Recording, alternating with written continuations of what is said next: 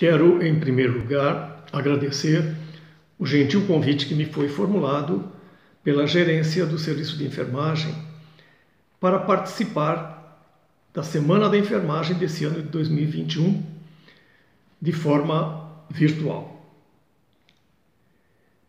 Inicialmente, eu quero expressar a minha admiração e o meu respeito a todos os membros das equipes da área da saúde, médicos, enfermeiros, técnicos, que com tanto esforço e tanta galhardia têm se empenhado no cuidado à vida dos irmãos. Saudando a professora Ieda, a professora Leila e o Caio da Educação Continuada, eu quero saudar a todos os enfermeiros e enfermeiras do Hospital São Paulo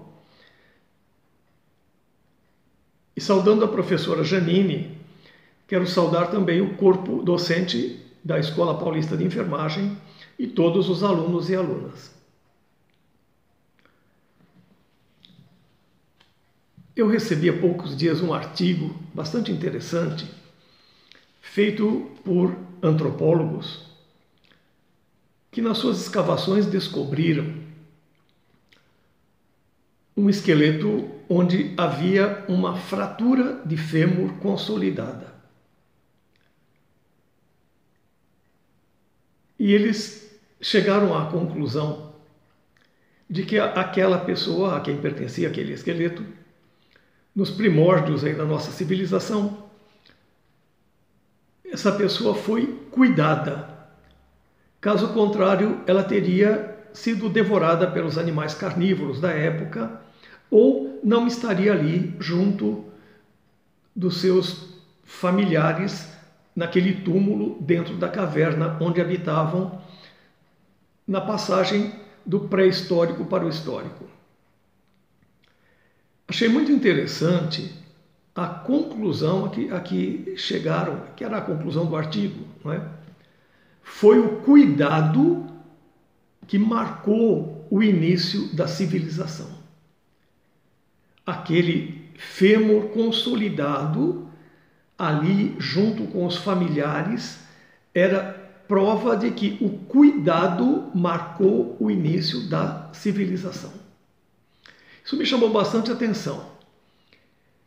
Eu sei que a palavra cuidado é uma palavra muito cara à Escola Paulista de Enfermagem, também uma palavra muito cara a todos aqueles que trabalham no Hospital São Paulo, nos seus núcleos e nas suas ramificações.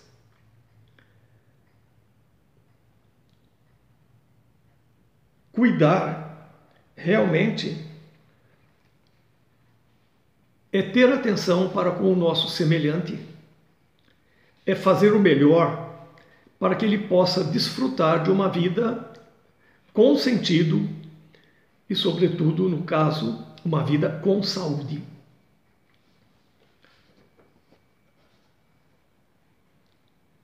Mas antes de me estender nessa questão do cuidar, é bom lembrar que para cuidar nós temos que nos cuidar. Há um ditado popular que diz que ninguém dá o que não tem. Então, nesse momento difícil de pandemia, nesse momento assim de trabalhos exaustivos, onde muitas vezes até os limites são testados, não é? Nós temos que, em primeiro lugar, nos cuidar para podermos cuidar bem daqueles que nos são confiados. E o cuidado passa pela nossa saúde física, em primeiro lugar, pela saúde psíquica e pela saúde espiritual. Não estou dizendo aqui de religião, estou dizendo da espiritualidade que é inerente ao ser humano.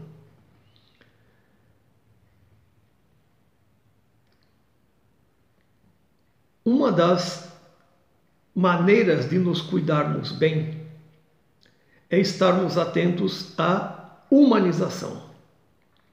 Não nos deixarmos desumanizar, seja pelo cansaço, seja pelo choque de ver tantas pessoas perderem a vida, seja pela dor que sentimos partilhando a sorte de todas as pessoas que nos cercam.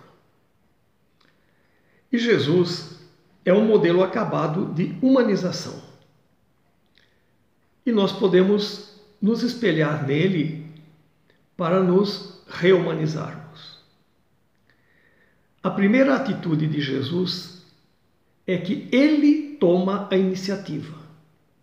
Ele vem ao encontro da humanidade. E vem ao encontro da humanidade assumindo um corpo como o de todos nós, assumindo uma situação sociopolítico-econômica, assumindo um contexto geográfico e vivendo como ser humano. Ele vai nos mostrando o que é ser humano.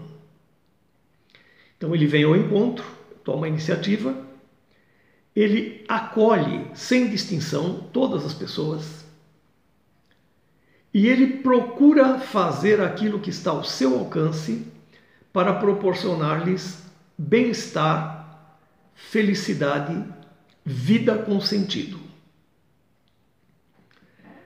Na parábola do bom samaritano, narrada pelo evangelista Lucas, lá no capítulo 10, versículos 29 a 37, ele dá uma verdadeira aula de humanização. Um homem assaltado numa estrada, despojado de tudo, inclusive de suas vestes, caído na beira do caminho, ferido, passa um sacerdote, mas não pode se contaminar, porque senão fica impuro para entrar no templo e oferecer o culto, passa direto. Vem um levita, aqueles que tinham serviços no templo, animavam com o canto e prestavam uma série de serviços auxiliares, também por questões legais, passa direto e deixa aquele homem ali caído.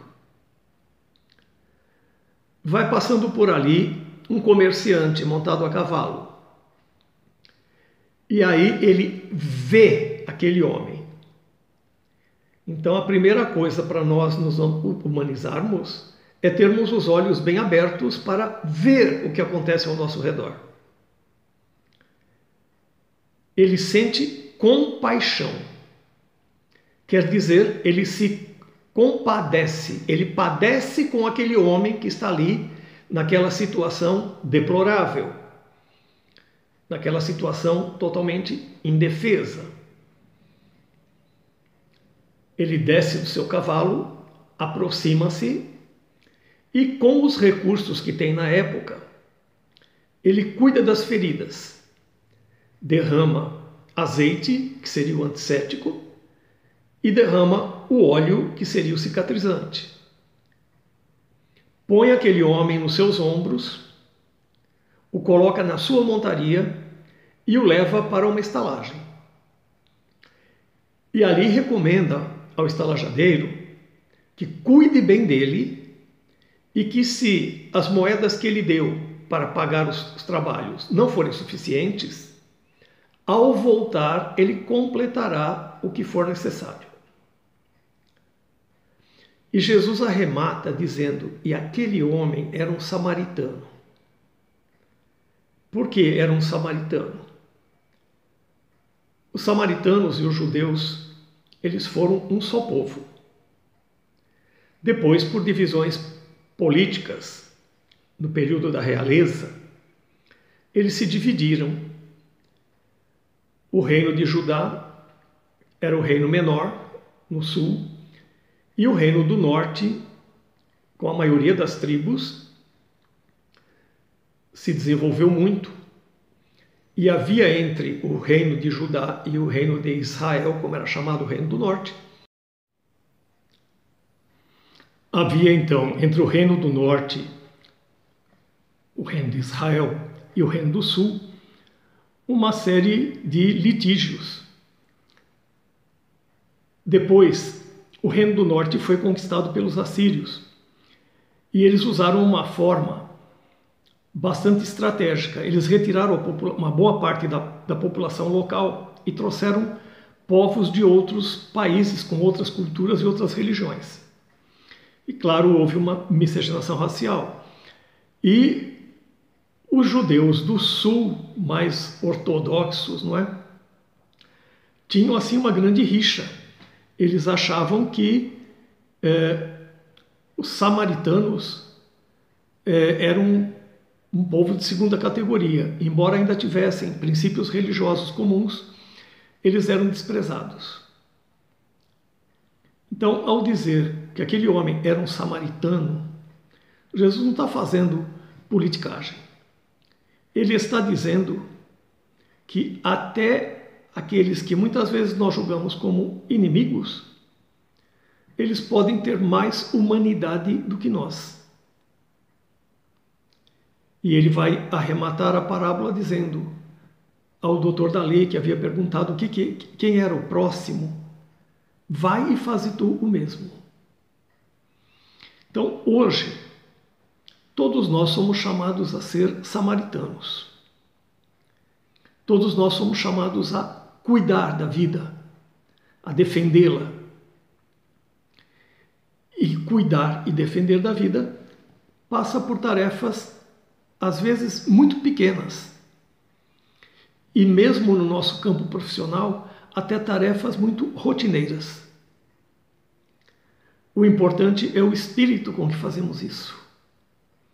Se realmente somos capazes de fazer isso com um espírito de serviço, de doação, não buscando apenas a nossa satisfação, mas buscando o bem daquele paciente que está em nossas mãos, buscando o bem daquele colega de equipe com quem dividimos as responsabilidades, aí nós estamos contribuindo para que realmente o cuidar não seja algo cansativo apenas, algo que nos custe demais, mas nós estamos colaborando para que o cuidar seja também uma forma de viver prazerosamente, uma forma onde encontramos a nossa realização.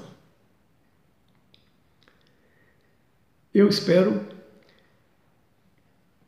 que ainda nesse clima de pandemia, todos possam gozar de plena saúde física, mental, espiritual. Que todos possam encontrar no servir uma razão de viver. Não apenas uma profissão, não apenas uma tarefa ou um dever a cumprir. E eu espero que celebrar o Dia da Enfermagem, lembrando aí tantas pessoas valorosas que em diferentes épocas da história, inclusive, colocaram sua vida a serviço dos doentes, nos ajude hoje a viver esta vocação, este chamado interior para o serviço que nos levou à enfermagem, viver essa vocação com muita alegria, com muito empenho, com uma capacitação cada vez melhor e, sobretudo, com um espírito de equipe e de corpo tão necessário em todos os momentos, mas, sobretudo, neste momento em que vivemos. Feliz Dia da Enfermagem a todos. Bom trabalho, força, constância e alegria. E não tenham medo.